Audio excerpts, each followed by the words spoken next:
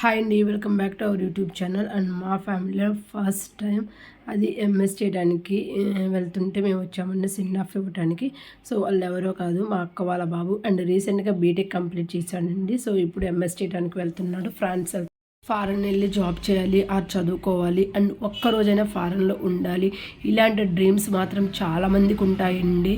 And అవన్నీ fulfil చేసుకోవాలంటే మనకు ప్రాపర్గా గైడెన్స్ తెలియాలి అండ్ ఇంకా మనకి ఫైనాన్షియల్ సపోర్ట్ ఉండాలి. ఇలా కొంతమంది డ్రాప్ అవుతారండి. అండ్ ప్రజెంట్ ఉన్న మార్కెట్ని బేస్ చేసుకొని అయితే మనం ప్రాపర్గా సెలెక్ట్ చేసుకోవాలండి ఏ కంట్రీ అనేది.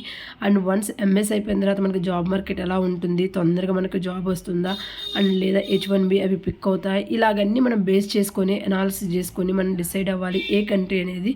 సో ప్రాపర్గా థింక్ చేసి కంట్రీ అనేది డిసైడ్ చేసుకొని వెళ్ళండి.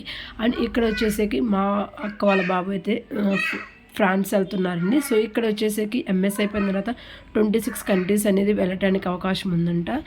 అండ్ ఇక్కడ వచ్చేసరికి కాలేజీ కూడా 5 days వెళ్ళాలంట. అండ్ ప్రాసెస్ మొత్తం మీకు ఎవరికైనా కావాలంటే కామెంట్ చేయండి, నేను కంప్లీట్ డీటెయిల్స్ అనేది షేర్ చేస్తాను. మనం ఒక స్టేట్కి వెళ్తేనే చాలా ప్రాబ్లమ్స్ అనేది ఫేస్ చేయాలండి, accommodation are food and everything.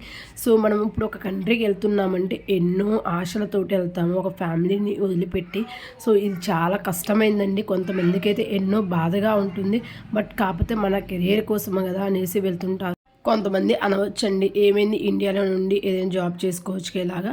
But కాకపోతే కొంతమందికి ఒక కమిట్మెంట్స్ అండి, ఎక్కడైనా చేయాలి జాబ్ కొన్ని రోజులైనా ఇలా డ్రీమ్ ఉంటుంది కదా. సో అవి ఫుల్ఫిల్ చేసుకోవడానికి వెళ్తారండి. ఎవరైనా ఊరికే వెళ్ళరండి.